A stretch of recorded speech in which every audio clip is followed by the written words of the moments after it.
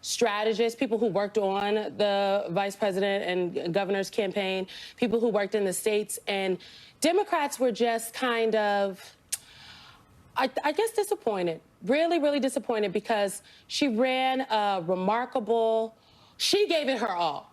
There are gaps in the campaign that we have seen, but she gave it her all. And to watch her go out there this week, I mean, she walked out to that podium and you heard a little shake in her voice, but she got through that speech. And I just think it was really important for people to hear. But, you know, every Democrat statewide won in North Carolina except Kamala Harris, you know, that was on the ballot statewide. There is something that, you know, just Black women operatives have been talking about, just saying, we are tired. She underperformed her numbers from 2020, the Democratic numbers from 2020. That's problem number one, despite an incredibly good ground game. Republicans didn't need a ground game because they played in the digital space. They had been targeting and reaching their audience long before. Because I was wondering, where was the ground game? Well, now we know. It wasn't on the ground. It was in the air, if you will.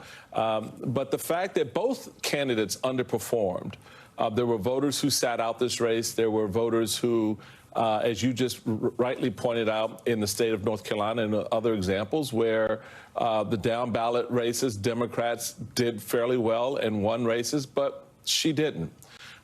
So there are a lot of elements that sort of went into making up her vote. And it doesn't help, in my estimation, to have the former Speaker of the House now coming out and second-guessing the race.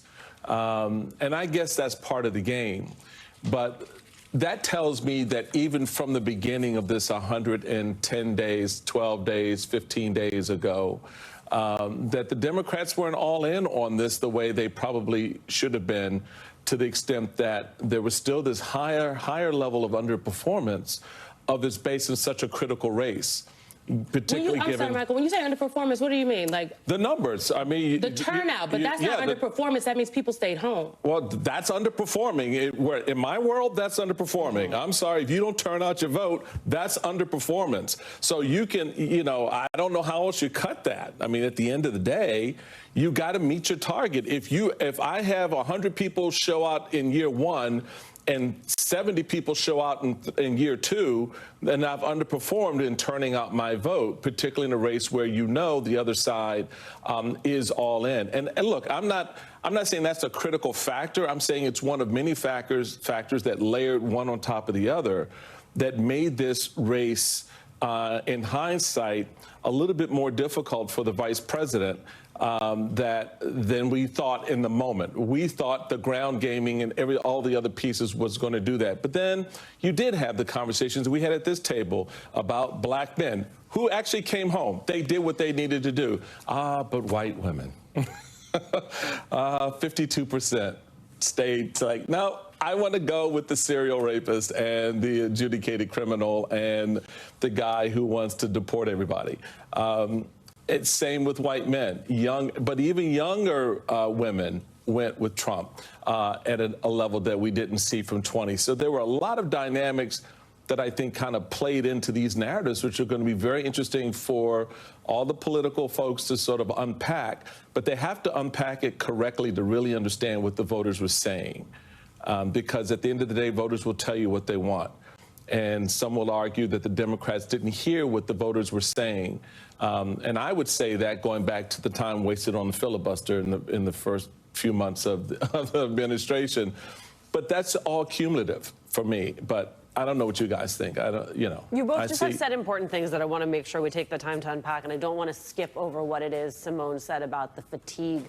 You referenced it as Black women operatives, Simone. I think it's Black women more generally in this country who are feeling the fatigue that you referenced. I think and I would also say Black people writ large. Black people writ large. I mean, as both of you well know, I think among the many factors that were undergirding this was a global phenomenon of anti-incumbency that we saw play out in the UK, we saw play out in France, we saw play out in India. But Simone, I think you were pointing to something that is more uniquely American, and I want to make sure that we give it time to talk about it. Well, Alicia, to this point about the UK and whatnot, you know, One of the criticisms that people had of President Biden is that he talked too much about defending his record and not enough about, one, the future, and then two, kind of addressing all of the, one could argue, unfinished work, right? Like he talks about America had the best GDP recovery of any G7 country, right? The best economic recovery. And all of that is true. If you go outside of the United States and you talk to our friends in Europe, they would love to have America's economy. None of them had what the United States have. None of them have tackled inflation the way that we did, led by President Biden and Vice President Harris. And so this overlaying of like, oh, well, this is just a phenomenon of pandemic fatigue and whatnot, that does actually not apply to the United States, because if you ask any other global leader, any other person in another country, they would say they would wish to be in the United States position. So this is actually not that.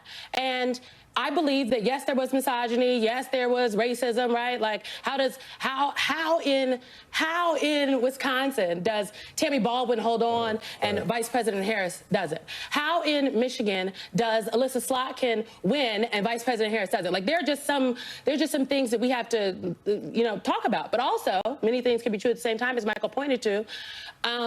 Their turnout was not the same for Democrats. Right. And so when you have a campaign that raises $1 billion, and now we are learning that they're in debt.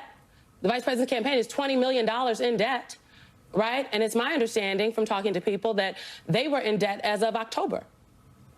There's something to be said there. Like, how do these consultants and the strategists and the senior advisors and the media buying folks make out with all of this cash? The vice president is out there literally breaking her back, going out there to get everyone's votes, and then raising all this money, and then it's poof, we in debt. It just don't make no sense, right? And so one could argue that instead of spending most of the money on ads, which in the last finance report, that's what we have, that's the biggest line item, the paid media budget. And the paid media budget and the events, okay?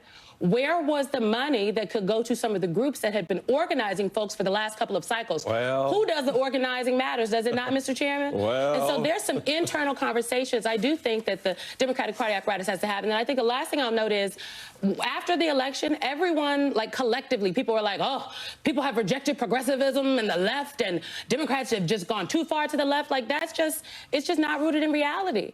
Republicans ran against Democrats on all of these issues that Democrats were not even talking about on the campaign trail. You know what I'm saying? And so one could argue that the culture wars have been the playbook, right? And although they are a distraction, I believe, the culture wars are also the playbook. And so when not effectively countered in some way, shape, or form, go back to 2020 and the defund the police, right? Joe Biden was like, I'm not defunding the police, because he fundamentally believed that, whether we wanted him to say that or not. Okay, that's what he believes. I just think that there are many things at play here, but the lack of turnout of base Democratic voters, to me, those people deserve the treatment that white voters in 2016 got in those diners. I want to see the journalists going to the barbershops and the disaffected rural black and brown communities and asking people why they didn't come out. Go to Fulton County and ask why was turnout a little bit lower among black voters, because that is the only way to understand why. We have to ask the voters why. This is not a lurch to the we got to win white men. Democrats ain't never won a majority of white men. White voters writ large, not since 1964. What is going on? You still have to address your problem with white women, which they in 3 cycles now have undercut the efforts of the National Party and the candidate at the top of the ticket. There are also the aspects of just basic gameplay. Your messaging and to your point, Simone, not addressing in a counter move the negative response, the negative storylines. So you have a transgendered ad, $30 million buy, that ran during NFL games, that ran during sports events, and there was not one countermeasure to that ad for a very, very dangerous period of time, meaning you allowed that ad to resonate and sink in with the voters. To your point, even though no one was talking about that on the campaign, Republicans were directly with voters. And that's a strategy that I think Democrats are going to have to look at going forward as they sort of do this internal rework and soul searching about how they level up against an asymmetrical party. I think finally now folks know that Republicans follow the lead of their asymmetrical principle and Donald Trump and run these kind of campaigns that are everywhere all at once.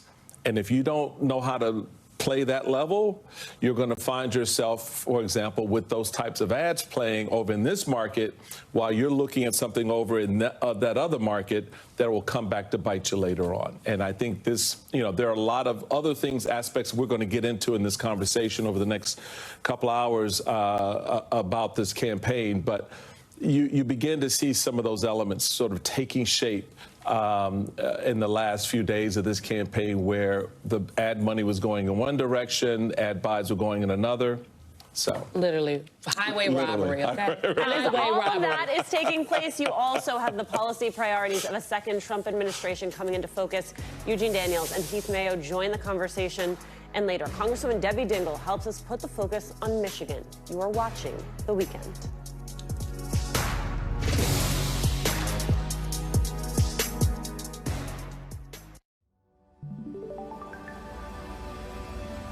Precise designs, subtle curves, curated upgrades, elevated design for thoughtful living.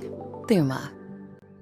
Get the latest updates on future MSNBC Live events, thought-provoking conversations, and insider perspectives while building your MSNBC community. Scan the QR code on your screen to sign up today.